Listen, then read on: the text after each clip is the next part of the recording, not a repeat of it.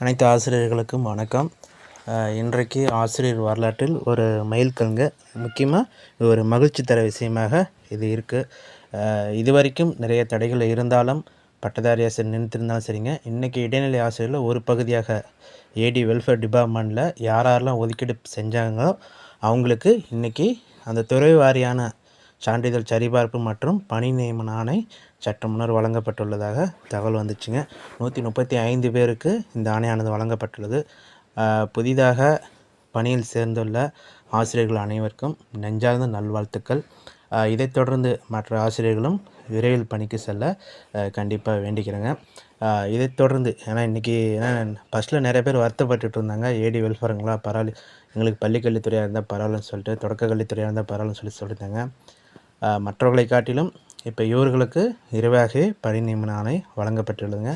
இது அடிப்படை யாருமே ஃபிக்ஸ் பண்ண முடியாதுங்க. ஏன்னா மார்க்கு பேஸ்டு தான் கொடுப்பாங்க. இது எல்லாருக்குமே தெரிஞ்சது தாங்க. இது அந்த இடைநிலை ஆசிரியர் தேர்வில் யாரெல்லாம் சான்றிதழ் சரிபார்ப்பு முடிஞ்சு ப்ரொஃபஷனல் செலெக்ஷன் லிஸ்ட்டில் செலக்ட் ஆனாங்களோ அந்த லிஸ்ட்டுங்க இது. இதில் யாராருக்கெல்லாம் அந்த டிபார்ட்மெண்ட் அலோகேஷன் பண்ணிருப்பாங்க. இந்த ஒதுக்கீடு பார்த்திங்கன்னா இந்த டிபார்ட்மெண்ட் கொடுத்துருப்பாங்க. அந்த அடிப்படையில் தான் இவங்களுக்கு இன்றைக்கி 135 பேருக்கும் சான்றிதழ் சரிபார்ப்பு முடிச்சிருக்காங்க. இது அந்த முதல்ல, அதாவது இப்போ முதல்ல வரவங்களுக்கு எல்லாமே நம்மளுக்கு இதாக தாங்க வரும். நம்மளுக்கு அந்த தொடக்க கல்வி டிஇஇ தாங்க வரும். அதை தொடர்ந்து பார்த்திங்கன்னா அந்த மதிப்பெண்கள் அடிப்படையில் அந்த சென்னை கார்ப்பரேஷன் வரும், கீழே ஏடி டிபார்ட்மெண்ட் வரும். இதன் அடிப்படையில் தாங்க அந்த ஒரு துணையாக ஏடி வெல்ஃபேர் கொடுப்பாங்க.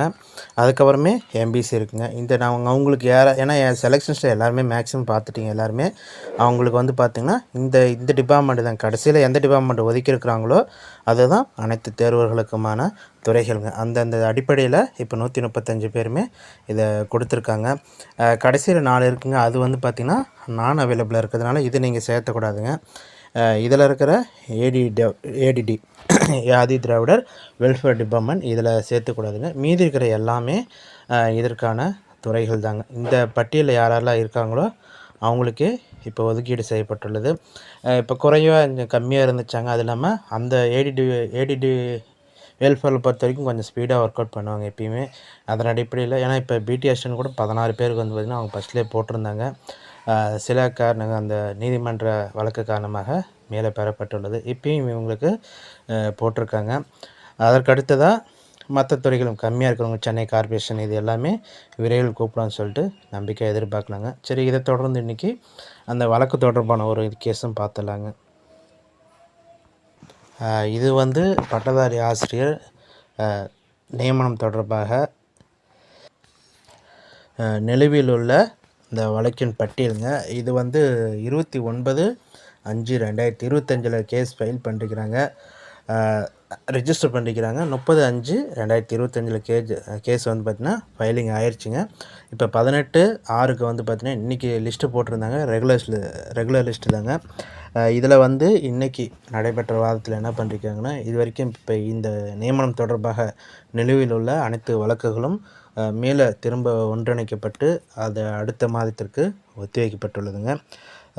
இருந்தாலும் இப்போ வழக்குகள் அந்த மெர்ஜ் பண்ணுறதுனால திருப்பியும் நம்மளுக்கு ஓரிரு விசாரணைகள் பார்த்திங்கன்னா முடிவு ஏற்பட்டு நமக்கு அடுத்த கட்ட நடவடிக்கைகள் நடைபெறும்னு சொல்லிட்டு ஓரளவுக்கு கொஞ்சம் ஆறுதலாக இருக்கலாங்க. நன்றி, வணக்கம்.